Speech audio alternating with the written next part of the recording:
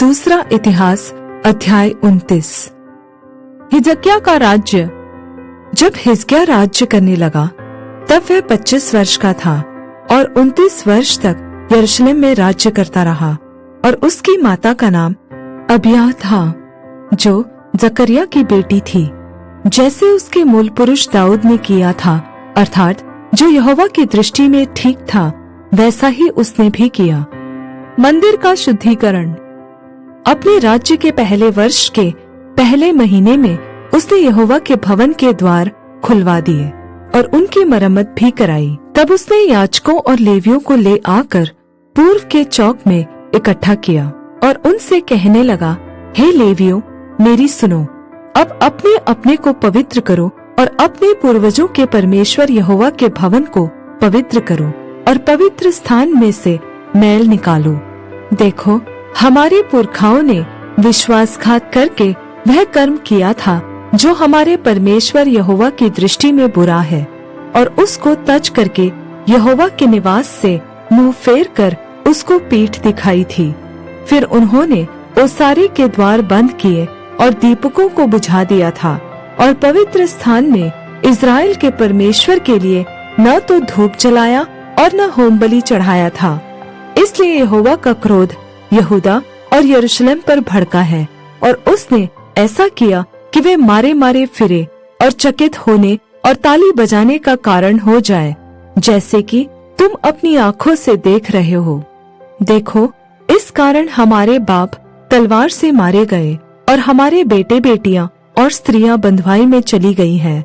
अब मेरे मन ने यह निर्णय किया है कि इज़राइल के परमेश्वर यहोवा से वाचा बांधूं, इसलिए कि उसका भड़का हुआ क्रोध हम पर से दूर हो जाए।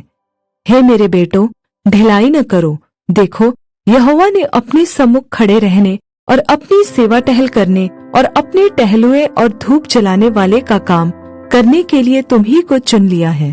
तब लेवी उठ खड़े हुए, अर्थात कहातियों में से अमासै का पुत्र महत और अजर्याह का पुत्र योएल, और मरारियों में से अब्दी का पुत्र कीश और यहलेलेल का पुत्र अजर्याह, और गेर्शोनियों में से जिम्मा का पुत्र योआह और योआह का पुत्र एदेन, और एलीसापान की संतान में से शिमरी, और यूएल और आसाप की संतान में से जकर्याह और मतन्याह, और हेमान की संतान में से यहूएल और शिमी, और यदुतून की संतान में से शमाया और उज्जीएल। इन्होंने अपने भाइयों को इकट्ठा किया और अपने अपने को पवित्र करके राजा की उस आज्ञा के अनुसार जो उसने यहोवा से वचन पाकर दी थी, यहोवा का भवन शुद्ध करने के लिए भीतर गए। तब याजक यहोवा के भवन के भीतरी भाग को शुद्ध करने के लिए उसमें जाकर यहोवा के मंदिर में जितनी अशुद्ध वस्तुएं मिली उन सब को निकालकर यहोवा के भवन के आंगन में ले गए, और लेवियों ने उन्हें उठाकर बाहर किद्रोन के नाले में पहुंचा दिया। पहले महीने के पहले दिन को उन्होंने पवित्र करने का काम आरंभ किया, और उसी महीने के 8वें दिन को वे यहोवा के ओसारे तक आ गए। इस प्रकार उन्होंने यहोवा के भवन को 8 दिन में पवित्र किया, और पहले महीने के 16वें दिन को उन्होंने उस काम को पूरा किया। तब उन्होंने राजा हिजकिय्याह के पास भीतर जाकर कहा, हम यहोवा के पूरे भवन को और पात्रों समेत होम बलि की वेदी और भेंट की रोटी की मेज को भी शुद्ध कर चुके। जितने पात्र राजा आहाज ने अपने राज्य में विश्वासघात करके फेंक दिए थे, उनको भी हमने ठीक करके पवित्र किया है, और वे यहोवा की वेदी के सामने रखे हुए हैं। मंदिर का पुनः अर्पण। तब राजा हिजकिय्याह सवेरे उठकर नगर के हाकिमों को इकट्ठा करके यहोवा के भवन को गया।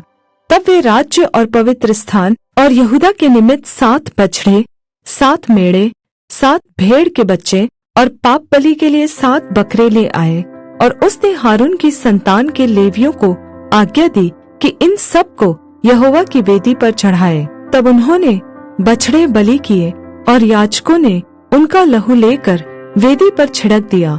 तब उन्होंने मेढ़े बलि किए और उनका लहू भी वेदी पर छिड़क दिया, और भेड़ के बच्चे बलि किए और उनका भी लहू वेदी पर छिड़क दिया।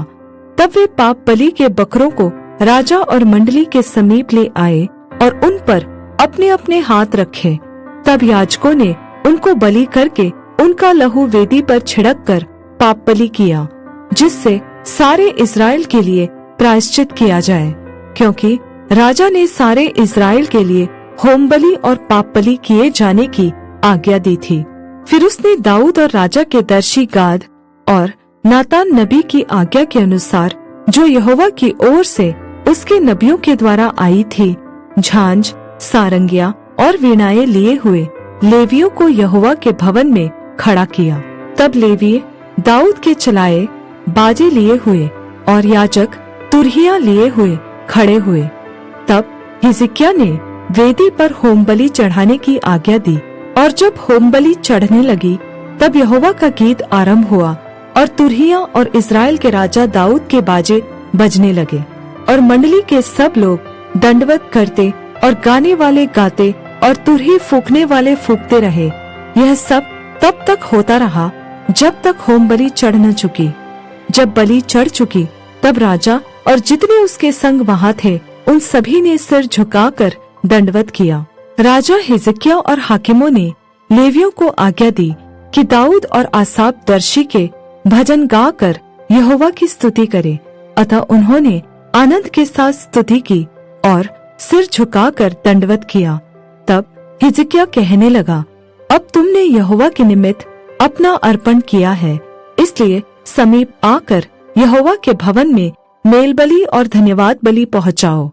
तब मंडली के लोगों ने मेलबलि और धन्यवाद बलि पहुँचा दिए, और जितने अपनी इच्छा से देना चाहते थे उन्होंने भी होम बलि पहुँचाए।